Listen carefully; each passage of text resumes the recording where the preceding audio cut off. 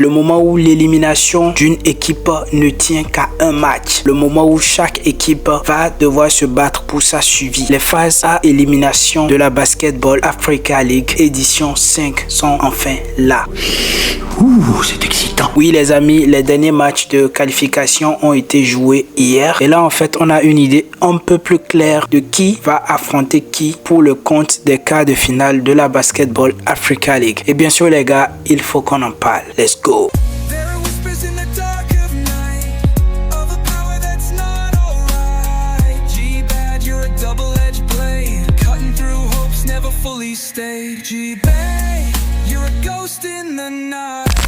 Salut les amis, j'espère que vous allez parfaitement bien chez vous. Les amis, depuis quelques jours, les équipes qui doivent jouer les playoffs de la Basketball Africa League sont du côté de Pretoria pour disputer les phases finales en fait de cette compétition prestigieuse. Cette compétition qui regroupe en fait les meilleurs clubs d'Afrique. Cette compétition qui est en train de grandir, cette compétition qui est en train de devenir une des compétitions majeures en Afrique. En ce qui concerne la deuxième journée des matchs de classement, Pierre a pris l'avantage sur le Petro de Luanda. Pierre, c'est l'autre équipe très menaçante des playoffs de cette Basketball Africa League. L'autre match de classement opposait Monastir versus River Hoopers du Nigeria. Le géant tunisien a pris une belle option en battant les River Hoopers 89-81. C'est un match qui signe bien sûr la fin des phases de classement et surtout le lancement des phases à élimination directe. J'avais mentionné cela dans une vidéo précédente. Les phases à élimination directe, ça se joue généralement en un match.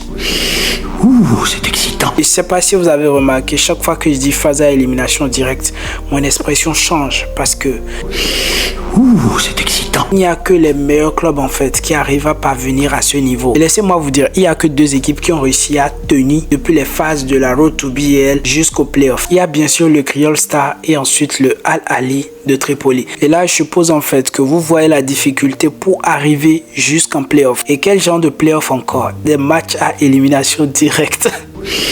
Ouh, c'est excitant. Les amis, c'est compliqué. Les experts ont l'habitude de dire que en NBA par exemple, sur 7 matchs, on peut définir en fait quelle est la meilleure équipe en fait d'une série. Et de cette façon, on a en fait un gagnant crédible au terme d'une série. Ça permet en fait aux joueurs dont les équipes ne sont pas en forme de pouvoir se corriger en fait et de pouvoir repartir en fait plus fort lors du match suivant. Et en tant que joueur professionnel, généralement, il y a certains petits détails qui interviennent parfois comme des problèmes d'adresse, de petites douleurs. Et ce sont des détails en fait qui peuvent jouer en fait sur les performances du joueur. Quand vous prenez par exemple Stephen Curry, certes il est super bon, mais il y a des fois quand même on sent qu'il n'est pas dans son match, on sent que les tirs ça ne va pas et tout. C'est très rare en fait de le voir dans cette situation, mais ça arrive quand même. Et bien les amis, laissez-moi vous dire que si Stephen Curry jouait en Afrique, il aurait intérêt à être en forme le jour des phases à élimination directe de la Basketball Africa League, parce que s'il met pas ses tirs sur un match, hasta la vista, baby.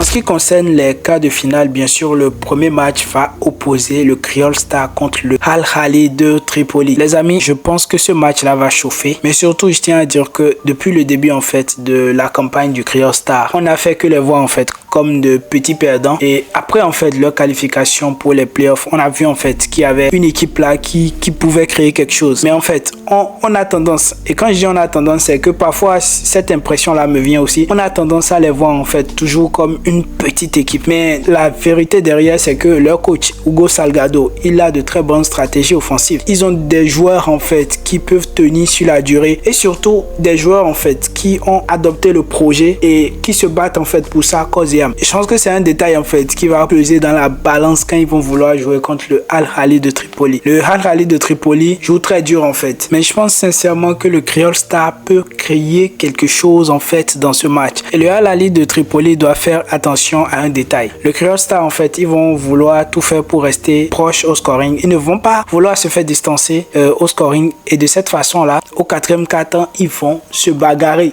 Oui, ils ont l'habitude de le faire. Ils vont se bagarrer, en fait, pour revenir dans le match et potentiellement remporter. Et quand ils arrivent en fait à ce niveau où ça devient la bagarre, généralement ils prennent le dessus. Le deuxième quart de finale va opposer le Al Ittihad contre le FUS de Rabat. Pour être sincère par rapport à ce match-up, je pense que c'est le match dont l'issue est le plus clair en fait pour moi. Je vois Ittihad pouvoir passer, mais en même temps on ne sait jamais, il peut y avoir un réveil brutal du côté de FUS de Rabat. Le troisième quart de finale va opposer les Kingsmen du Nigeria versus versus l'armée patriotique rwandaise EPR. Je pense que ce match-là sera également très chaud, mais sincèrement, je donne un léger avantage à EPR. Mais pourquoi je parle de léger avantage? C'est parce qu'en fait, les Nigériens également, ils sont bagarreurs. Et même s'ils n'ont pas une bonne profondeur de banc, ils vont se bagarrer jusqu'au bout. Je pense que c'est un match qui sera très physique et j'espère que personne ne va laisser des plumes dans ce match parce qu'après, ça va continuer avec les demi-finales et ainsi de suite. Quatrième et dernier match des quarts de finale, ça sera bien sûr le Monastir versus le Petro de Luanda. Cette année, en conférence du Sahara, le Petro de Luanda a déjà brisé la malédiction en battant le Monastir. Ils sont capables de le faire encore une fois, sauf que cette fois-ci, le Monastir a décidé de donner du crédit à Babacar Sané. Du coup, il est très chaud, il est très confiant. D'un autre côté, Petro de Luanda a également un bon roster. C'est une équipe que j'aime particulièrement parce qu'ils sont pour la plupart très grands et les plus petits, que ce soit Donda ou que ce soit Gerson, que ce soit Solo Diabaté, ce sont de vrais techniciens en fait, capables d'apporter un plus sans pour autant flancher en défense. Tout compte fait, je pense que ça sera un match très intense également, mais ça sera un match technique. Les amis, c'est un peu les match-ups pour les quarts de finale. Toute la saison, on a attendu ce moment. Toute la saison, on avait envie de voir en fait comment ça pourrait se passer lors de ces finales. Tous les projecteurs sont braqués sur Pretoria et les amis, ça va être totalement dingue. N'oubliez pas de vous abonner, donner de la force. Les amis, ça fait toujours plaisir.